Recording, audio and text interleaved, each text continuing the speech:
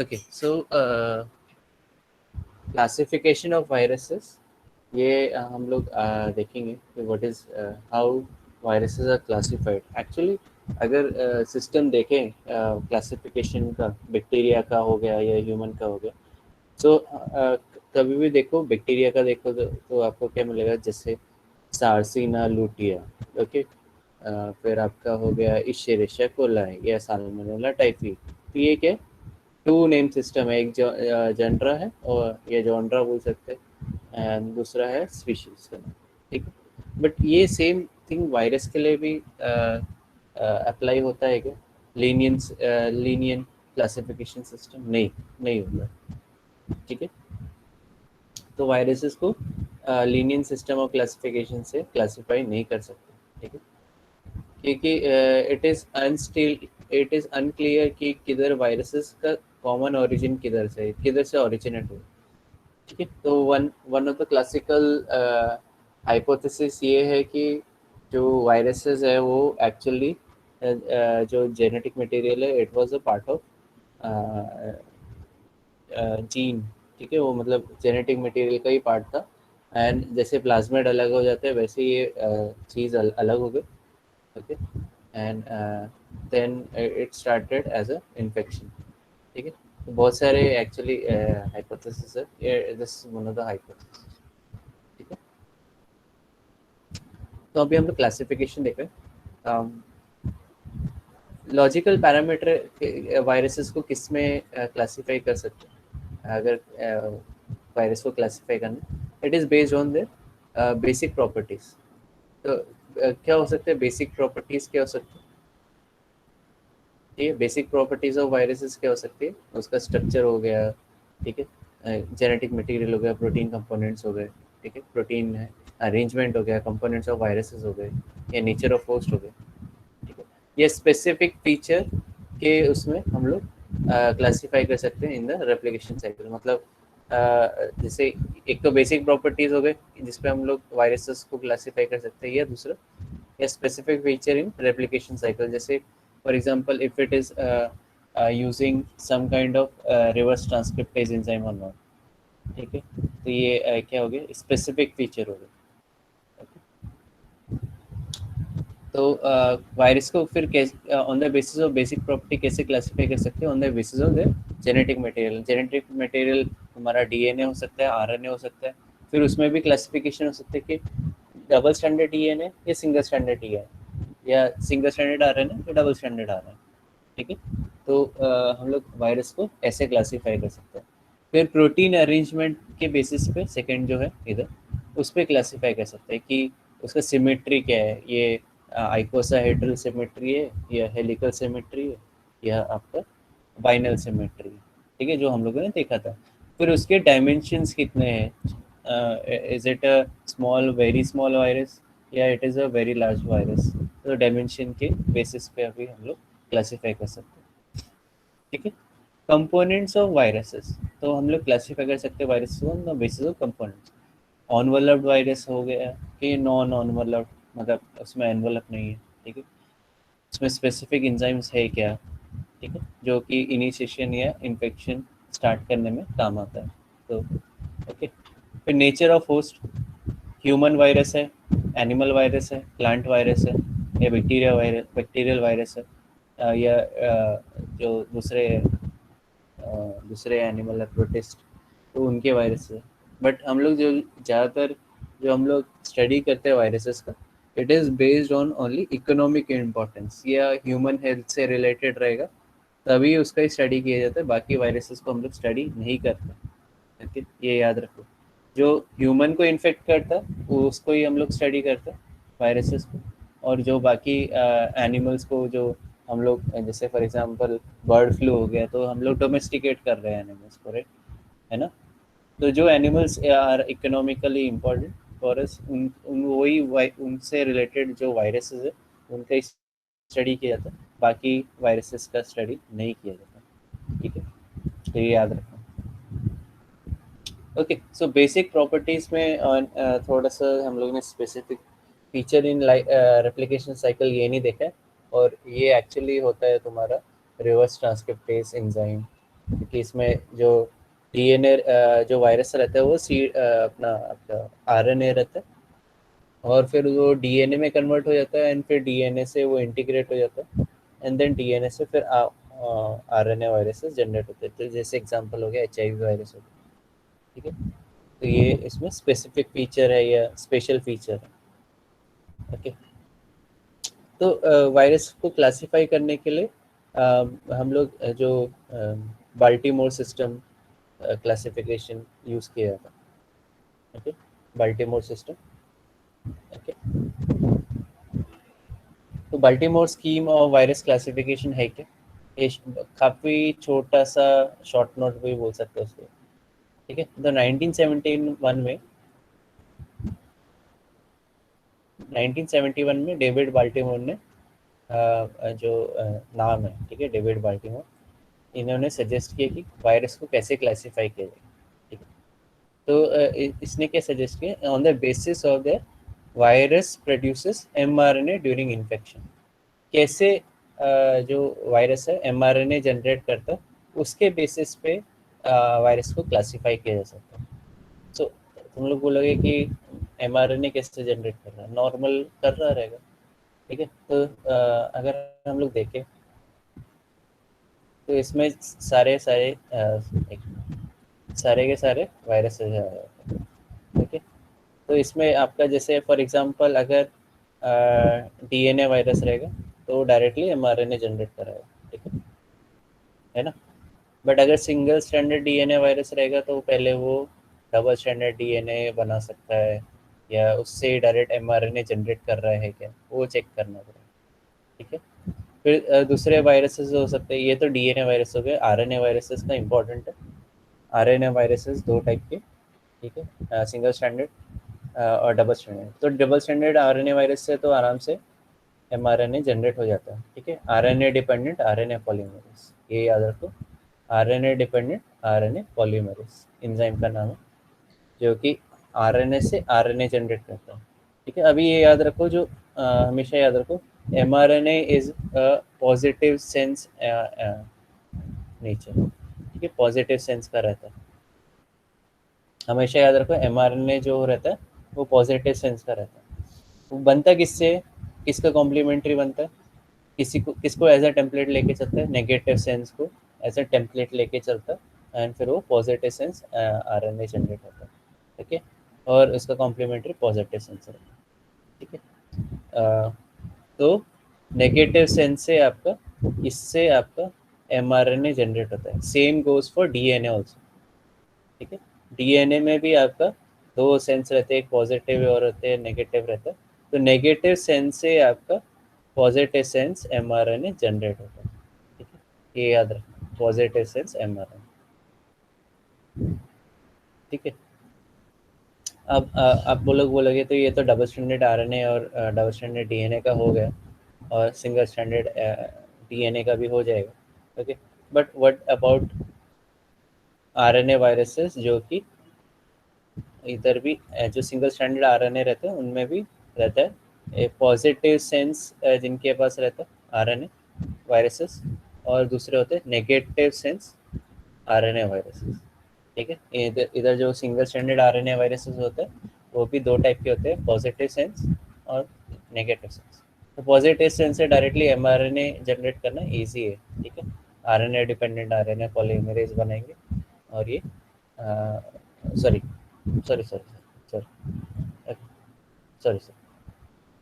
तो positive sense से क्या है कि आपका positive sense directly mRNA as a mRNA utilize हो सकता है, ठीक है, ठीक है। पॉजिटिव सेंस जो आरएनए वायरसेस रहते हैं वो डायरेक्टली एज अ प्रोटीन के लिए यूटिलाइजेशन हो सकता है, इनका डायरेक्टली ट्रांसलेशन हो सकता है, ठीक है। या दूसरा तरीका ये हो सकता है कि जो पॉजिटिव सेंस आरएनए है ये एज अ टेम्पलेट काम करे और नेगेटिव सेंस आरएनए जनरेट करे, ठीक है। अब ये नेगेटिव से जो नेगेटिव सेंस आरएनए है, it will act as a template for producing positive sense RNA. तो इससे एमआरएनए भी जनरेट होगा, पॉजिटिव सेंस, नेगेटिव सेंस से पॉजिटिव सेंस जनरेट होगा, एंड इसके आपके क्या बोलते हैं जीनोमिक जो सॉरी वायरस के खुद के जो जीनोम रहेगा वो भी प्रोड्यूस करने के लिए आ जाए, ठीक है, पॉजिटिव सेंस आरएनए। ये प्रोजेनी वायरसेस के न्यूक्लिक एसिड बनाने के लिए भी काम आ जाएगा और एमआरएनए जनरेट करने के लिए काम आ जाएगा। ओके, अभी दूसरा जो वायरस है जिसमें negative sense as a DNA है, तो इसका complementary RNA dependent RNA polymerase से एमआरएनए जनरेट होगा पॉजिटिव स्ट्रैंड, ठीक है। ओके, तो ये प्रोटीन सिंथेसिस करने के लिए काम आ जाएगा और ये positive strand can act as a template. और अगर बहुत सारे प्रोजेनी वायरसेस बनाना तो positive sense will act as a template and negative sense strands generate करेगा which will use for filling a progeny, ठीक है, प्रोजेनी बनाने के लिए काम आ जाएगा। ऊपर से गया ये समझा, बता दो। ओके, हाँ, आवाज़ आ रहा है अभी भी? ऊपर से गया कि समझा, बता दो। बाउंसर गया कि एक मिनट, बाउंसर गया कि समझ में आया ये बता दो। ओके, समझ रहे, ओके, ठीक है, मैं बता देता हूँ, वापस मैं बता देता हूँ। एक मिनट, मैं क्लियर कर देता हूँ, ठीक। देखो हमेशा याद रखो कि जो टेम्पलेट आरएनए एमआरएनए जो जनरेट होता है, ठीक है, एमआरएनए जो जनरेट होता है वो हमेशा पॉजिटिव सेंस का ही होता है, ओके, पॉजिटिव सेंस का एमआरएनए जनरेट होता है।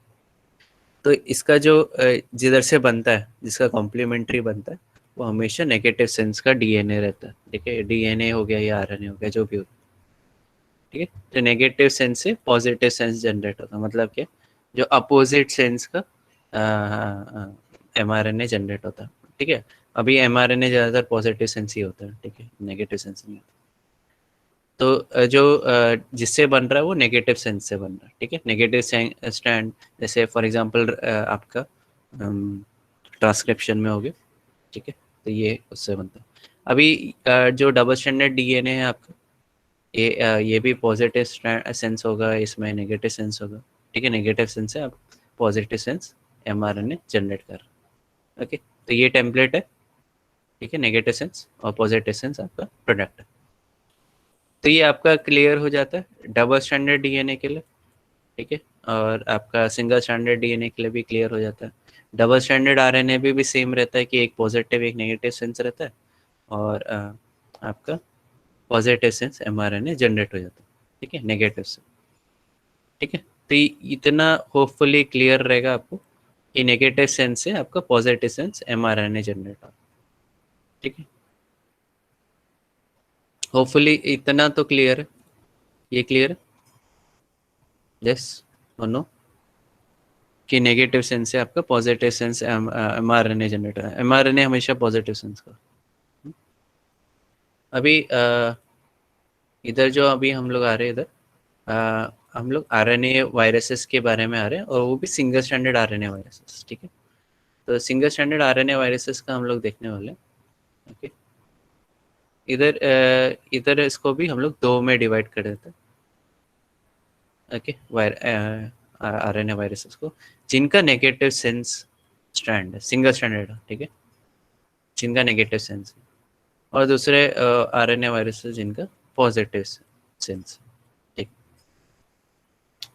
ठीक है। तो नेगेटिव सेंस का पहले देख लेते हैं हम लोग, कैसे नेगेटिव सेंस का हम लोग कैसे। तो इसमें जो नेगेटिव सेंस आरएनए वायरस है, सिंगल स्टैंडर्ड आरएनए वायरस, वो क्या करते हैं, ऑब्वियसली ये नेगेटिव सेंस है तो इसको क्या करना पड़ेगा, एमआरएनए इज ऑलवेज पॉजिटिव, ठीक है।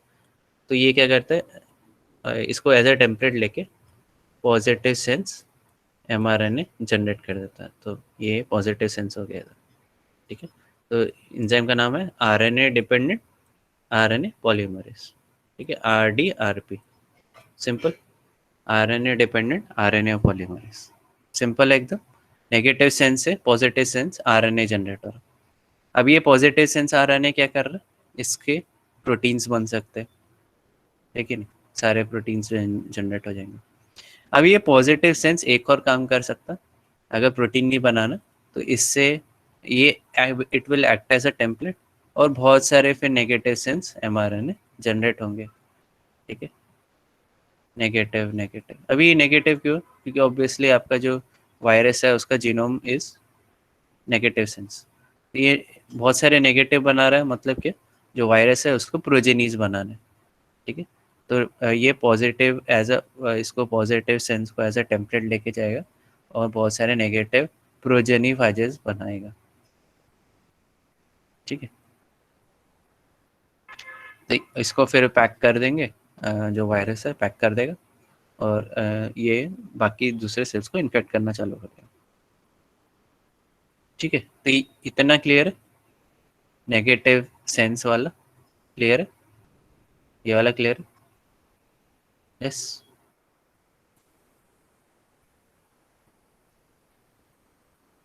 ओके, सो नेक्स्ट है अभी पॉजिटिव सेंस, ठीक है। पॉजिटिव सेंस आरएनए वायरसेस जिनमें जो ये वायरस है वो पॉजिटिव सेंस का है, ठीक है।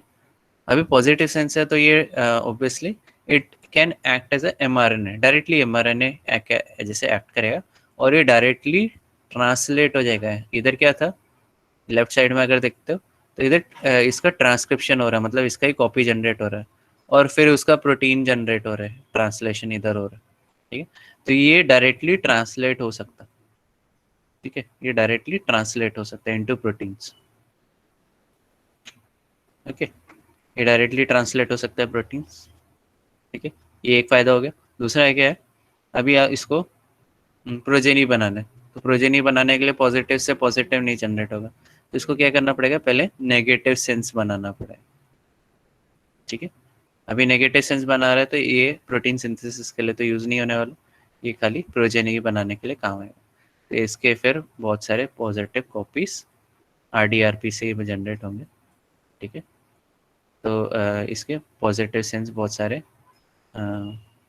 सारे कॉपीज जनरेट कर सकते, इसमें से कुछ आपके प्रोटीन सिंथेसिस में जा सकते हैं या आपके दूसरा फिलिंग, जो वायरस को फिल करके उनका स्ट्रक्चर बना के फिल करके इनको इन्फेक्टिव बनाया जा सकता है, ठीक है। सो इधर इंजाइम का नाम आ जाता है आरडीआरपी, आरएनए डिपेंडेंट आरएनए पॉलीमरेज। तो पॉजिटिव सेंस से डायरेक्टली ट्रांसलेट हो सकते हैं इनटू प्रोटीन या पॉजिटिव सेंस से नेगेटिव सेंस जनरेट करेगा एंड वापस पॉजिटिव सेंस प्रोजेनी वायरसेस के लिए बना सकते हैं, ठीक है। अब क्लियर है, यस के ऊपर से गया अभी भी। तो पॉजिटिव से नेगेटिव सेंस बनेगा, फिर नेगेटिव से वापस पॉजिटिव सेंस बनेगा आरएनए, ठीक है, प्रोजेनी के। अब क्लियर है कि किसी को ऊपर से गया अभी भी, किसी को रिपीट चाहिए, ठीक है। तो डिफरेंट फाज वायरसेस के डिफरेंट रेप्लिकेशन स्ट्रैटेजीज हो सकते हैं, और इसमें जो बाल्टीमोर ने क्या बोला कि जो वायरसेस है वो कौन सा कौन सा स्ट्रैटेजी यूज करता है फॉर प्रोड्यूसिंग एमआरएनए, तो वो इम्पोर्टेंट है। एमआरएनए प्रोडक्शन के लिए कौन सा टेक्निक यूज कर रहे हैं, ठीक है। तो उसके बेसिस पे हम लोग और जो वायरसेस है उसको क्लासीफाई कर सकते हैं, ओके, ठीक है।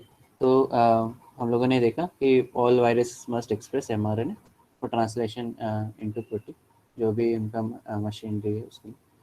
तो इसमें से देखो जो same viruses with RNA genome whose genome is in same sense as mRNA is called as positive sense RNA, ठीक है। वायरस जिनका जो पॉजिटिव सेंस आरएनए वायरसेस है उनकी बात हो रही है, जिनका सेंस सेम है जो एमआरएनए वो पॉजिटिव सेंस ही रहता है, ठीक है। तो जिनका genome is in same sense as mRNA उनको पॉजिटिव सेंस बोलते हैं, और जिनका कॉम्प्लीमेंट्री उनको नेगेटिव सेंस बोला जाता है।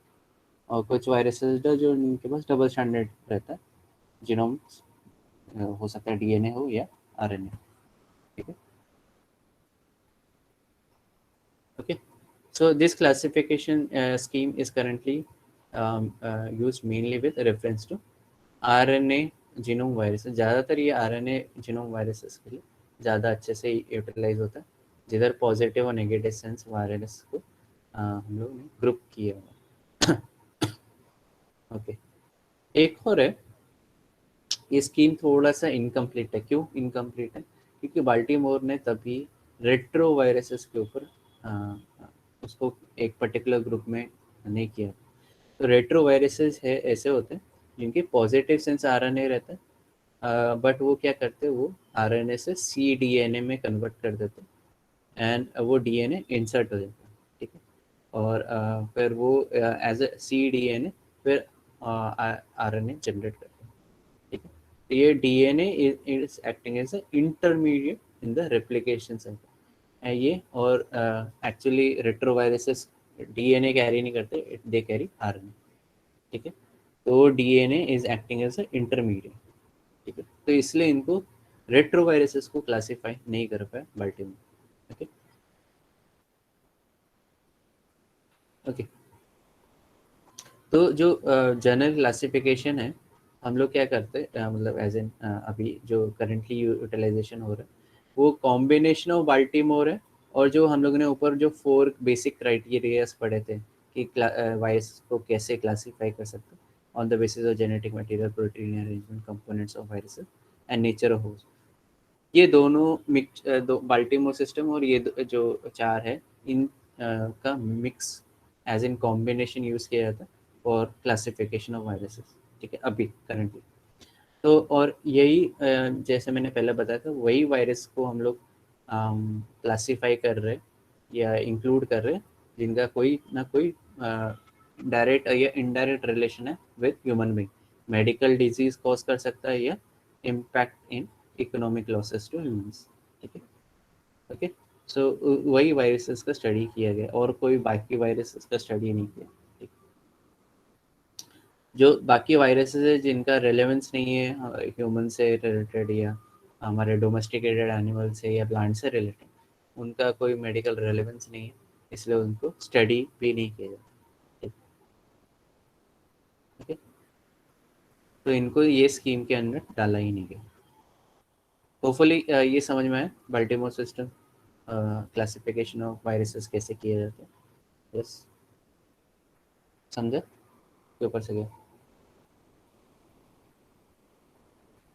खाली 3 लोग।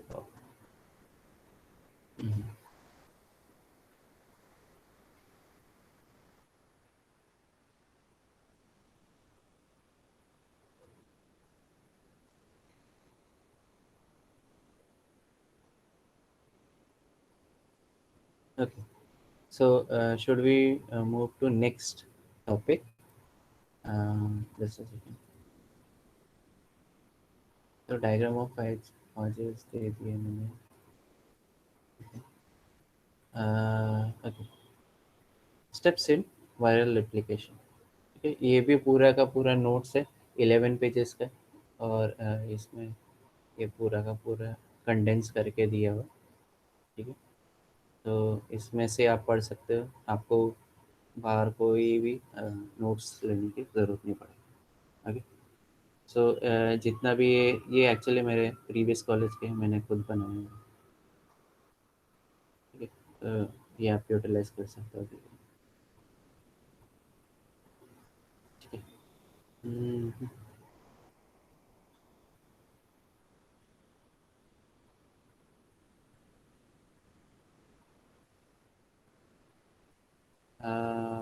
चलो, सो स्टेप्स इन वायरल रेप्लिकेशन। तो हमेशा याद रखो, जो वायरस रेप्लिकेशन होता है उसके मेन जो मेन स्टेप्स है वो क्या क्या है, उसके बारे में हम लोग पढ़ेंगे। तो इसमें जो मेन स्टेप है वो है आपका फर्स्ट है अटैचमेंट, ठीक है। अटैचमेंट हो गया, फिर देन उसके बाद अटैचमेंट हो गया, उसके बाद क्या हो गया, अटैचमेंट के बाद जो वायरस है वो अंदर जाना चाहिए, ठीक है। मतलब वायरस तो बाहर चिपक गया, अभी सेल के बाहर चिपक गया, ठीक है, ठीक है। तो उसको अंदर जाना चाहिए, तो मतलब पेनिट्रेट करना चाहिए, ठीक है। पेनिट्रेट करने के बाद जो वायरस है उसको अंदर का जेनेटिक मटेरियल क्या होना चाहिए, अनराइवल होना चाहिए, मतलब वो निकल जाना चाहिए। बाकी वो कैप्सिड के अंदर रहेगा तो वायरस इन्फेक्ट नहीं करेगा। तो इसमें अनकोटिंग होती है, ठीक है। अनकोटिंग के बाद वायरस का जो है वो रेप्लिकेशन स्ट्रैटेजीज जो भी है वो टेक ओवर करेगा, ह्यूमन सेल को टेक ओवर करेगा, कैसे करेगा वो सब उसका प्रोसेसिंग रहता है, ठीक है।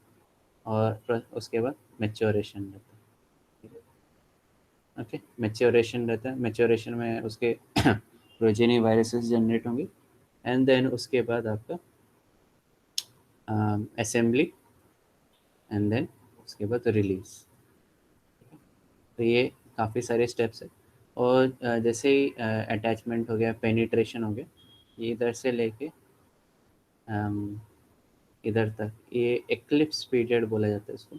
एक्लिप्स पीरियड में आपको वायरसेस नहीं दिखते, ठीक है।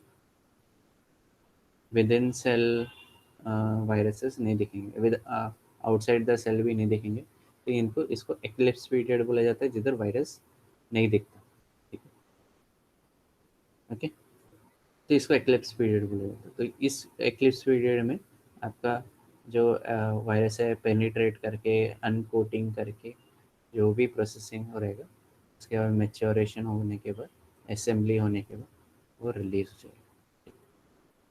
तो रिलीज में ऑब्वियसली वायरस दिख जाता है, इसलिए उसका एक्लिप्स पीरियड इतने तक ही है, इसके आगे नहीं बोला। ओके, चलो आगे इधर आ जाता है वापस, उसमें नोट्स में आ जाता है। तो हमेशा याद रखो, फर्स्ट स्टेप हमेशा लाइफ साइकिल ऑफ वायरस क्या होता है, अटैचमेंट। अगर आपका जो वायरस है अगर अटैच ही नहीं कर पाएगा होस्ट को, तो ऑब्वियसली वो फेल वायरस वायरस फेल हो जाएगा, ठीक है। इन्फेक्शन कॉज करने में फेल हो जाएगा, ठीक है। It should be able to attach to its target cell. अगर टारगेट को बाइंड नहीं कर पाएगा तो नहीं क्या बोलते हैं, इन्फेक्शन नहीं कॉज करेगा। तो इसलिए फर्स्ट इज अटैचमेंट। हमेशा याद रखो, अटैचमेंट इज मेन। कोई भी वायरसेस हो या पोटेंशियल पैथोजेनिक ऑर्गेनिज्म हो, तो पहला फर्स्ट काम वही अटैचमेंट का। तो ये अटैचमेंट होता कैसे है वायरस का, इलेक्ट्रोस्टैटिक अट्रैक्शन होता है। एक मिनट।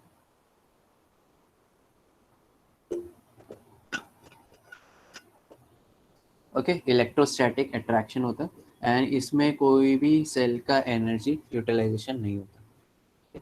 तो अटैचमेंट इज इलेक्ट्रोस्टैटिक, एंड इसमें कोई भी एनर्जी यूटिलाइजेशन नहीं होता, मतलब एटीपी यूटिलाइज नहीं होता। अभी ये इतना क्रिटिकल स्टेप है कि इसके अगेंस्ट अगर अगर आप कोई भी जैसे रेट्रोवायरल ट्रीटमेंट ले लो, तो ये फर्स्ट स्टेप को अगर इनिबिट कर दे, अगर कोई भी मेडिसिन हो और वो वायरस के अटैचमेंट को इनिबिट करते हैं, तो ये it will be very much good potential medicine बोल सकते हैं।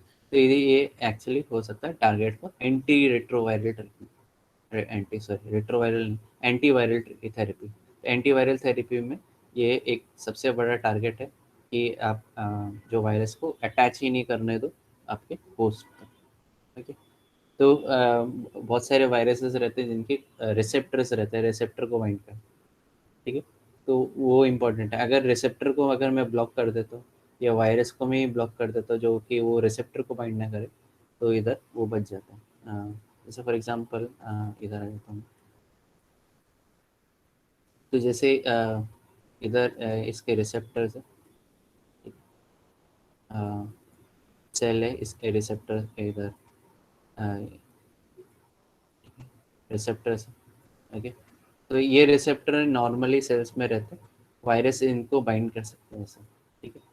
तो अगर मैं कुछ ऐसे मेडिसिन निकालो जो कि इसको ही बाइंड कर दे, ठीक है, वायरसेस पे जो इधर जो लाइकेंड्स हो गए उसको ही बाइंड कर दे, इसके या इसको ही बाइंड कर दे, तो ये क्या होगा, वायरस इसको जो टारगेट रिसेप्टर है सेल्स में उसको बाइंड ही नहीं कर पाएगा। अगर बाइंड ही नहीं कर पाएगा तो वायरस निकल जाता है, ठीक है, मतलब उसको डिस्ट्रॉय हो जाता है, उसका कुछ काम ही नहीं, ठीक है। तो अगर इधर ये जो बाइंडिंग साइट है तो उसको इनहिबिट कर दे, वायरस इसको अटैच ही नहीं कर पाए, तो वायरस का कुछ काम नहीं रहेगा, वायरस निकल जाएगा। तो ये it is a target for anti viral therapy. ठीक है, अटैचमेंट अगर ब्लॉक करेंगे तो इन्फेक्शन को प्रिवेंट किया जा सकता है। Virus show cell tropism. Cell tropism मतलब अगर मैंने जैसे अभी इसमें पोलियो वायरस है तो प्राइमेट सेल्स को अटैक करेगा। जैसे मैं सेल ट्रॉफिज्म में एक और एग्जांपल देता हूँ कोविड का। ठीक है, वो आपके हार्ट सेल को बाइंड नहीं कर रहा, वो आपके स्किन सेल को बाइंड नहीं कर रहा। ठीक है, वो किसको बाइंड कर रहा है, वो आपके आई से या माउथ से जाके अंदर आपके लंग्स के सेल्स को जाके बाइंड कर रहा है। वो मेन है, तो सेल ट्रॉफिज्म है, वो खाली एक ही सेल को अटैच करेगा या अटैक करेगा। ठीक, तो वो आपके दूसरे सेल्स को, आई सेल्स को नहीं जाके बाइंड करने वाला, वो आपके ब्रेन सेल्स को जाके बाइंड नहीं करेगा, वो आपके हार्ट सेल्स को जाके बाइंड नहीं कर रहा है, बट वो आपके लंग सेल्स को जाके बाइंड कर, तो वो क्या है, सेल ट्रॉफिज्म। ठीक है, स्पेसिफिकली उधर ही जाके बाइंड करेगा और कहीं नहीं जाके बाइंड। जैसे HIV का भी है, HIV का जो वायरस है वो आपके बाकी सेल्स को बाइंड नहीं करेगा, वो आपके जो सेल्स है जो इसमें CXCR4 है, CXCCR5 है, उसको ही जाके बाइंड करेगा। ठीक, तो ये होते हैं सेल ट्रॉफिज्म, मतलब एकदम स्पेसिफिक टारगेट सेल को ही बाइंड करेगा। Host range, host range important है, ये भी इम्पोर्टेंट है क्योंकि जैसे मैंने बताया था टोबैको मोज़ेक वायरस, तो टोबैको मोज़ेक वायरस कितने प्लांट्स को इन्फेक्ट कर सकता है, टोबैको को ही नहीं कर रहा, वो 2000 डिफरेंट प्लांट्स को अटैक कर रहा है। ठीक है, तो उसका जो होस्ट रेंज है वो काफ़ी बड़ा है, काफ़ी मैसिवली बड़ा है। ठीक है, मतलब अभी टोबैको इसको इन्फेक्ट कर रहा है, जो भी उसको जो भी सॉइल में वो मिल जाता है उसमें फिर वो दूसरे प्लांट्स को अटैक कर सकता है। ठीक है, तो उसका host range is very large.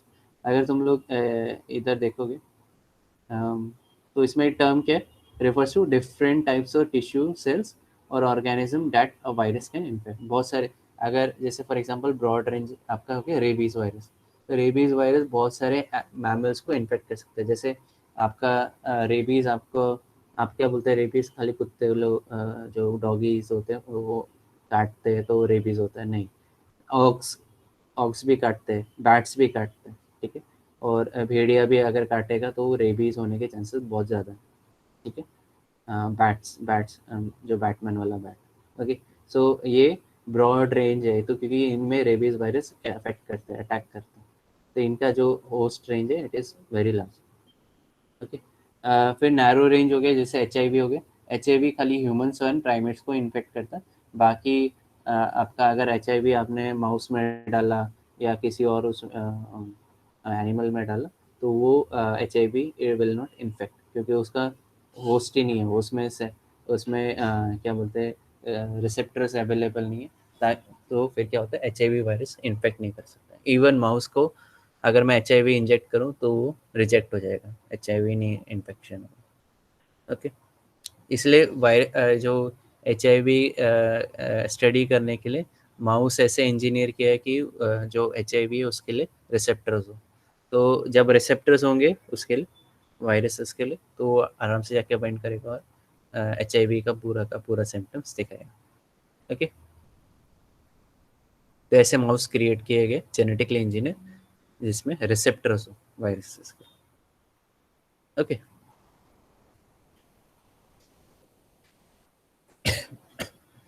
Okay, next है human and animal viruses have different mode of entry. तो इसमें हो सकता है डिफरेंट मोड ऑफ एंट्री हो, जैसे इन्फ्लुएंजा वायरस हो गया, ये भी एक टाइप का निमोनिया कॉज करता है।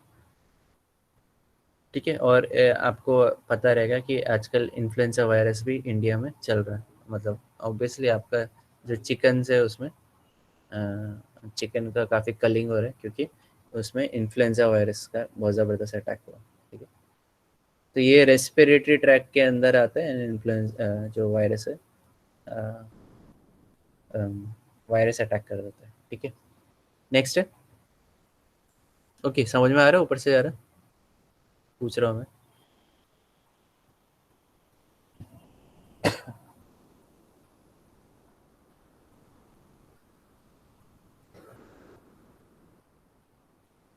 ओके, ठीक, okay, virus should possess attachment protein, मतलब क्योंकि रिसेप्टर को बाइंड करना है तो कुछ ना कुछ अटैचमेंट के लिए होना चाहिए। जैसे हम लोगों ने इसका देखा था HIV का GP120 GP41, ठीक है, तो वो क्या हो गया, लाइगेंड्स का काम कर रहा है। तो ये अटैचमेंट प्रोटीन है जो होस्ट सेल्स को के सरफेस रिसेप्टर को अटैच करेंगे, ठीक है। एंड जो सेलुलर रिसेप्टर्स होते हैं जो ज़्यादातर ग्लाइकोप्रोटीन्स हो गए, कार्बोहाइड्रेट्स हो गए, वो ये आपके होस्ट में रहते हैं, सेलुलर रिसेप्टर्स हो सकते हैं। ओके, नेक्स्ट है मैनी फैक्टर्स में influence the efficiency of viral attachment, ठीक है। तो वायरल अटैचमेंट, वायरस अटैच करेगा कि नहीं करेगा, वो बहुत सारे चीज़ें होती है, फैक्टर्स होते हैं। जैसे फॉर एग्जांपल इधर वायरस के पास बहुत सारे रिसेप्टर, इधर लाइगेंड्स बहुत सारे, ठीक है, तो इजीली कोई ना कोई लाइगेंड इधर रिसेप्टर को अटैच कर लेगा, ठीक है। अगर रिसेप्टर आपके लाइगेंड एक ही है और आपके रिसेप्टर भी एक ही है, ठीक है, रिसेप्टर भी एक ही है, तो बाइंड होने के चांसेस काफ़ी कम हो जाएंगे। तो डेंसिटी पे डिपेंड करता है, density of ligand and density of receptors, इस पे डिपेंड करता है कि अब जो सेल वायरस है वो अटैक कर पाएगा कि नहीं कर पाएगा, अटैच कर पाएगा कि नहीं कर पाएगा। ये भी है कि बहुत सारे वायरसेस रहेंगे तो हो सकता है कि अटैचमेंट हो जाए, बट अगर वायरस की क्वांटिटी इज़ वेरी लो तो वो अटैच नहीं हो पाएगा। Okay, okay, concentration of viruses and concentration of host cells भी इम्पोर्टेंट है।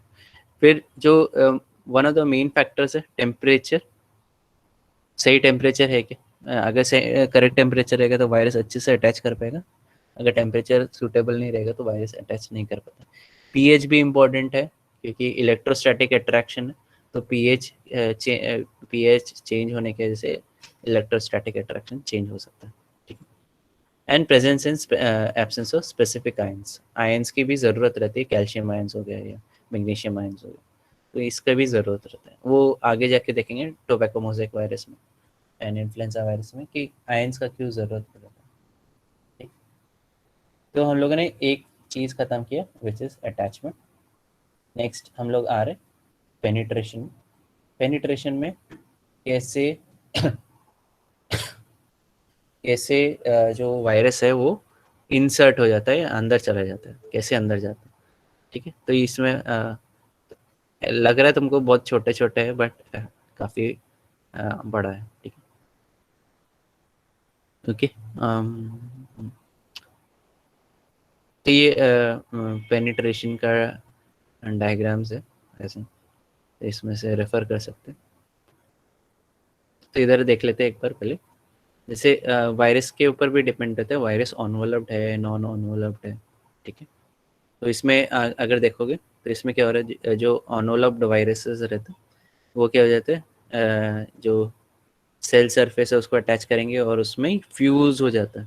तो ये ऑनवलप सेल सर्फ जो होस्ट सेल में ही फ्यूज़ हो जाता है, और जो अंदर का जो न्यूक्लियोकैप्सिड है वो निकल जाता है, ठीक है, और अंदर, और तो वायरस अंदर रह जाता है। तो ये जो उसका जो ऑनवलप है वो बाहर ही रह जाता है, ठीक है, वो फ्यूज फॉर्म में हो जाता है, ठीक है। तो वो होस्ट सेल ले लेता है।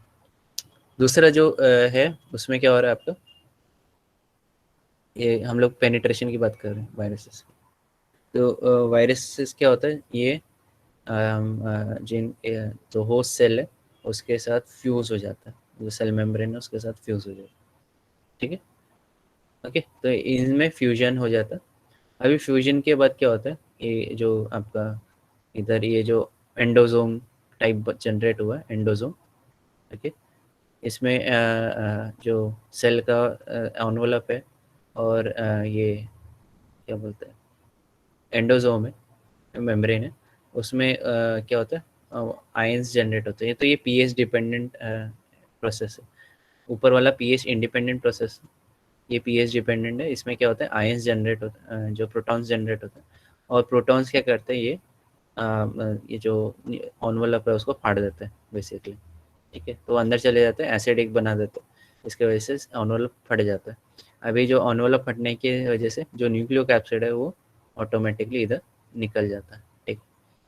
तो न्यूक्लियोकैप्सिड निकल जाता है, तो उसके बाद न्यूक्लियोकैप्सिड कैसे अनपैकिंग होता है वो अलग अलग स्टेप है, ठीक है। तो हम लोग हमने अभी पेनिट्रेशन की बात की। फिर नेकेड वायरस एंट्री भी होती है, ठीक है। जैसे ये हो गया, अ, ये आपका जो है जो वायरस है इधर, तो ये इस रिसेप्टर्स को जाके बाइंड कर रहा है, ठीक है। अभी जिधर जिधर रिसेप्टर्स रहते हैं उसमें उनके इंटीरियर साइटोप्लाज्मिक साइड में क्लैदरिन्स रहते हैं। तो क्लैदरिन एक टाइप के प्रोटीन्स होते हैं, ठीक है। तो जैसे ही वायरस एंट्री मारता है, तो जिधर भी एंट्री मारता है तो उधर क्लैदरिन का पूरा क्लैदरिन ये प्रोटीन है, इसका कोटिंग हो जाता है। तो इसको क्लैदरिन कोटेड पिट्स बोला जाता है, इन्वेजिनेशन बोल सकते हैं इसको। और इधर वो अंदर आ गया, वायरस इंसर्ट हो जाता है, ओके। अभी क्या होता है, ये जिधर जिधर ये रहेंगे इसमें क्या होता है, अभी एटीपी इधर यूटिलाइज होता है, और जो प्रोटॉन्स है इनका कॉन्सेंट्रेशन बढ़ जाता है, मतलब पीएच एसिडिक हो जाता है। जिसकी वजह से क्या होता है कि इधर आपका न्यूक्लियोकैप्सिड में और उनके ऑनवेलप में पूरा का पूरा पोर्स बन जाता है, जिसकी वजह से जो डी उनका अंदर का जेनोमिक मटेरियल रहता है वो पूरा का पूरा निकल जाता है बाहर। मतलब बेसिकली ये वायरस को ही हेल्प कर रहा है, ठीक। तो वायरस का जो न्यूक्लिक एसिड है वो टूट नहीं रहा, ओके। एंड क्लैदरिन फिर वापस री रिलीज हो जाता है एंड वापस री यूटिलाइज हो जाता है, ओके। तो पार्शियली डिग्रेड होता है, पूरा का पूरा डिग्रेड नहीं होता। तो जो पार्शियली डिग्रेडेड जो विरियॉन्स रहते हैं या वायरसेस रहते हैं, उसमें से जेनेटिक मटेरियल पूरा का पूरा निकल के साइटोप्लाज्म में आ जाता है। वो उसका प्रोटीन्स जनरेट होते हैं, एक्सप्रेस प्रोटीन्स बनते हैं, और ये पूरा का पूरा सेल को, होस्ट को टेक ओवर कर लेता है, ठीक है। तो ये खाली डायग्राम से होपफुली डायग्राम समझ में आया रहेगा। यस, कि ऊपर से गया बता दूँ।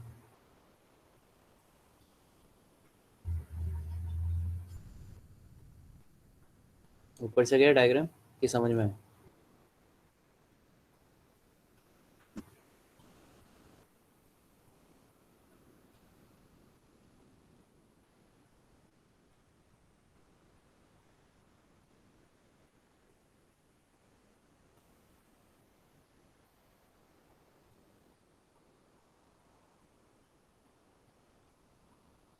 ओके। सो इधर जो हम लोग पेनिट्रेशन की बात कर रहे हैं वही सेम चीज़ है जो हम लोगों ने अभी डिस्कस किया। तो after attachment virus to cellular receptor, virus should be able to pass lipid bilayer membrane of host cell। तो host cell में lipid bilayer membrane रहता है, राइट, है ना। हम लोग ह्यूमंस की बात कर रहे हैं। इसमें क्या देखा है, क्लैदरिन एक टाइप का फाइब्रस प्रोटीन है। ये स्पेशलाइज्ड रीजन बनाने के काम आता है, इसको in the cell membrane called as clathrin coated pits. Clathrin coated pits हम लोग ने इधर देखा था। ये क्या है, ये जो इधर ब्लू दिख रहा है वो क्लैदरिन है, और ये क्लैदरिन कोटेड पिट्स है। पिट्स मतलब खड्डा, ठीक है। तो क्लैदरिन कोटेड पिट्स बन रहा है इधर, okay. These pits appear as invagination. Invagination मतलब खड्डा टाइप दिख रहा है, okay, and are located on cytoplasmic side of membrane, अंदर साइड में रहते हैं, ठीक है। These pits are short lived, थोड़ी देर के लिए रहते हैं, and bud off as a vesicle। तो वेसिकल जैसे बड ऑफ हो जाता है, निकल जाता है, ठीक है, मेम्ब्रेन से निकल जाता है। These vesicle are for transport and are coated with lattice-like network of clathrin। तो ये जैसे ये बडिंग बडिंग करके निकल जाता है, ये देखो ऐसे बड करके निकल गया, ठीक है। और इसमें फिर पूरा का पूरा क्लैथरिन कोटेड रहता है, ये पूरा का पूरा, ठीक, okay. These vesicles are for transport and coated with lattice-like network of clathrin। तो ट्रांसपोर्ट के लिए ज़रूरी रहता है। And shortly after formation clathrin coat जब रिमूव हो जाता है, resultant vesicle is formed referred to as endosome. तो जो क्लैथरिन निकलने के बाद जो वेसिकल बच जाता है उसको एंडोजोम बोला जाता है, ठीक है।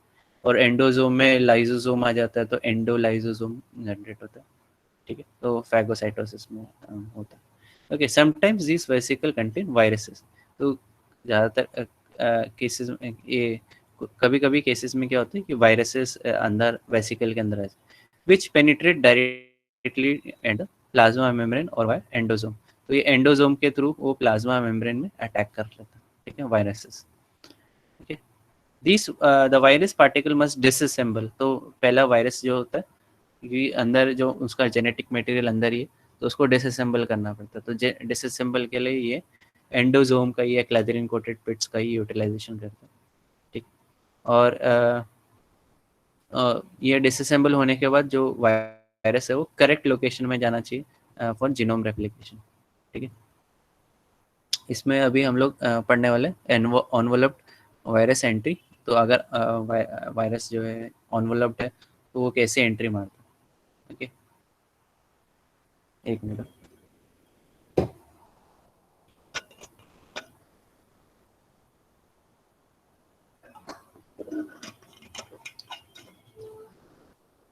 तो enveloped virus contain lipid bilayer और एनवलप। ठीक है, तो और जो एनवलप्ड वायरसेस बोल सकते हैं, इनमें इन ये होस्ट का ही लिपिड बाइलेयर मेम्ब्रेन उठा के लेके आता है। ठीक है, तो इससे क्या होता है, इनका रिजेक्शन जो रहता है वो काफ़ी कम हो जाता है, रिजेक्ट नहीं होता। ठीक है, ये रिजेक्ट नहीं होता।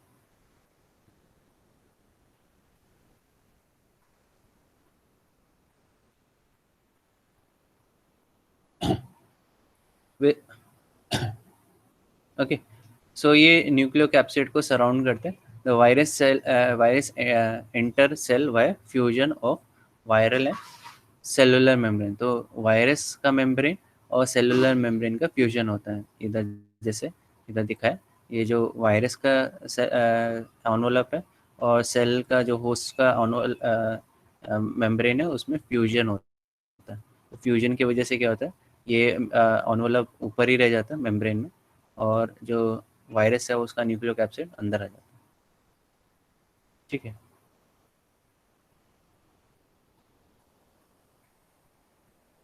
the nucleocapsid releases inside the cell and remain viral envelope remain as a patch। तो viral envelope ऊपर ही रह जाता है, पैच के जैसे रह जाता है।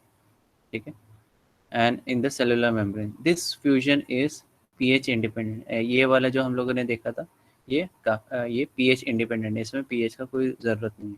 ठीक है, तो न्यूक्लियोकैप्सिड एक बार अंदर आ गया तो फिर वो निकल जाता है। ठीक है, वायरस निकल जाता है।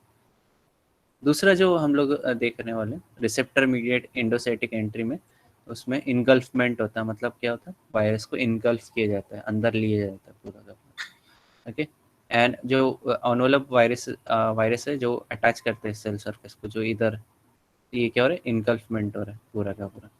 तो इसमें ये रिसेप्टर्स है, इसको बाइंड हो रहे हैं। ठीक है, वायरस को बाइंड हो रहा है। एंड ये जो सेल का जो मेम्ब्रेन जो है, एंड इधर जो वायरस का एनवलप है उसमें फ्यूजन इवेंट हो रहा है। ठीक है, आई थिंक ये जो ब्लू कलर का रिसेप्टर है वो should be here, not inside the virus. ठीक है, ओके, सो इसमें क्या हो रहा है अभी, enveloped virus attached to the receptor of plasma membrane and a cell is stimulated engulf entire virus, thus forming endocytic and endocytotic vesicle. तो endocytotic vesicle generate होता है। ठीक है, ये एंडोसाइटोटिक वेसिकल जनरेट होता है। ठीक है, ठीक है, एंडोसाइटोटिक वेसिकल जनरेट होता है। और जो क्या है, मेम्ब्रेन ने पूरा का पूरा वायरस को इनगल्फ किया। तो वेसिकल में फ्यूज विद लाइजोसोम। तो ये लाइजोसोम के साथ फ्यूज हो सकता है। और लाइजोसोम में अभी तुमको पता है कि there are 54 types of enzyme, और इसमें क्या होता है, एसिडिक एंजाइम, एसिडिक नेचर रहता है इधर लाइजोसोम का। ओके, और तो ये क्या होता है, पूरे जो अंदर का मटेरियल है वो पूरा डिग्रेड करने के लिए काम होता है। ठीक है, तो लाइजोसोम में एसिडिक पीएच रहता है, जिसकी वजह से वायरस को ही मारने के लिए रहता है। वायरस हो गया, बैक्टीरिया हो गया, फॉरेन इन्वेडिंग बैक्टीरियाज को, ये सब जो भी माइक्रो ऑर्गेनिज्म उसको मारने के लिए रहता है। ठीक है, तो ये एक्चुअली वायरस अपने फ़ायदे के लिए यूज़ करता है। एसिडिक पीएच रहेगा तो ये क्या हो जाता है, ये न्यूक्लियोकैप्सिड निकल जाता है। ठीक है, और खाली जो वायरस, सॉरी, लाइसोसोम है खाली उसके एनवेलप को डिस्ट्रॉय करता है, न्यूक्लियोकैप्सिड निकल जाता है, ठीक है, क्योंकि उधर होल बन जाता है तो वो न्यूक्लियोकैप्सिड निकल जाता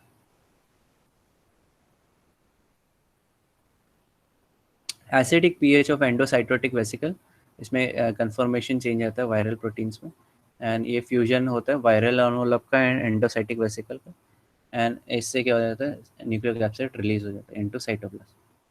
The mode of viral replication is penetration is pH dependent, इधर pH का ज़रूरत रहेगा, अगर pH अगर pH नहीं रहेगा मतलब इधर लाइसोजाइम फ्यूज नहीं होगा तब तक वायरस वैसे का वैसे अंदर ही रहेगा और डिस्ट्रॉय भी नहीं होगा, कुछ नहीं होने वाला, ठीक है।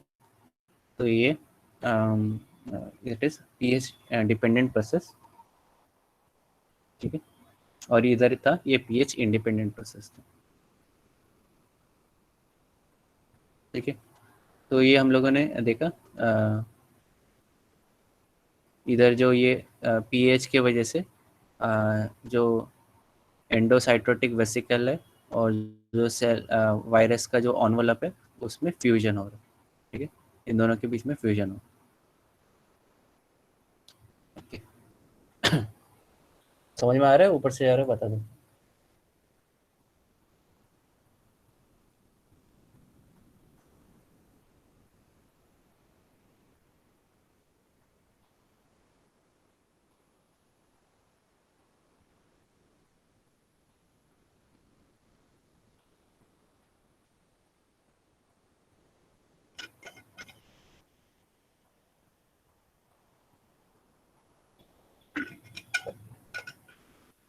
ओके, नेक्स्ट है naked virus entry. Okay, naked virus मतलब ऑब्वियसली विदाउट एनवेलप की बात कर रहे हैं, ठीक है, जिसमें एनवेलप नहीं रहेगा वायरसेस में, उनको नेकेड वायरसेस बोला जाता है। तो ये भी एक टाइप का नेकेड वायरस हो गया जो हम लोगों ने अभी देखा था, इससे पहले ही देखा। तो majority of naked virus non annular virus enter bye receptor mediate endocytosis. तो ये रिसेप्टर्स ही है, ठीक है, जैसे मैंने पहले बताया ये रिसेप्टर्स हैं, ठीक है, और तो ये रिसेप्टर मीडिएट वायरस एंट्री रहती है इसकी, ठीक? तो जो वायरस लाइगेंड है सेल सरफेस रिसेप्टर, तो ये वायरस का लाइगेंड इधर दिखाया नहीं, ठीक है, और ये सेल सरफेस रिसेप्टर्स है इधर जो इधर ब्लू कलर में, ठीक है, इनके बीच में ये अटैचमेंट होता है, ठीक है। Interact cause clathrin coated pits formation invagination at cell surface, तो ये इधर इमेजिनेशन होता है, हल्का सा खड्डा टाइप का होता है, उसके बाद फिर वो पिट फॉर्मेशन होता है इधर, ठीक। Clathrin coated pits encase the virus and bud off as a clathrin coated vesicle, तो जैसे ये पूरा का पूरा बड ऑफ हो जाता है, अंदर आ जाता है पूरा, ठीक है, तो ये क्लैदरीन कोटेड वेसिकल हो गया, ठीक है। किधर से उठा है Wagner, and bud off to form clathrin coated way. Within second this clathrin coating is shed, जैसे ही वो एक बार आ गया अंदर आ गया, ठीक है, तो वो क्लैथरीन है जो पूरा का पूरा इधर ब्लू कलर ट्रायंगल शेप में दिख रहा है वो पूरा का पूरा निकल जाता है, ठीक है, ओके। तो क्लैथरीन एक बार निकल गया तो उसमें क्या हो जाता है वायरस थोड़ा सा ओपन हो जाता है, ओके। अभी इसमें और क्या चीज़ है,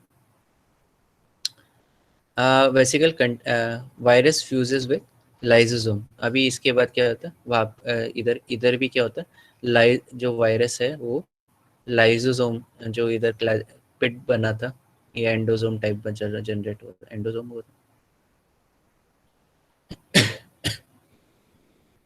हाँ, वेसिकल जो जनरेट हुआ था इधर ये लाइसोजाइम के साथ फ्यूज होता है, तो लाइसोजाइम के साथ जब फ्यूज हो रहा है तो एसिडिक पीएच हो रहा है जिसकी वजह से क्या हो रहा है जो वायरस है उसका जो अंदर का मटेरियल है या इसमें क्रैक्स आ रहा है इसकी वजह से पूरा का पूरा अंदर जेनेटिक मटेरियल बाहर निकल जाता है, ठीक है। अभी जेनेटिक मटेरियल का ही मेन वर्क है, बाकी उसका जो न्यूक्लियोकैप्सिड उसका काम खत्म हो जाता है, okay. The low pH along with protease in this endocytic helps to dissociate the capsid, तो कैप्सिड्स को डिसोसिएट करने के काम आता है मतलब तोड़ने के काम आता है, ठीक है, जिसकी वजह से क्या होता है न्यूक्लिक एसिड रिलीज हो जाता है वायरस से, ठीक है, और वो साइटोप्लाज्म में एंट्री मार देता है, ठीक है, जैसे इधर दिखा है, तो इधर क्या हो गया, इधर आप अगर देख पा रहे हो तो इधर जो कैप्सिड है वो पूरा कंप्लीट नहीं है, इधर इधर प्रोटीज ने एक्शन की वजह से एंड एसिडिक पीएच के में क्या हो गया, ये टूट गया, तो इसमें से क्या हुआ, आपका न्यूक्लिक एसिड निकल गया, ठीक है, वायरस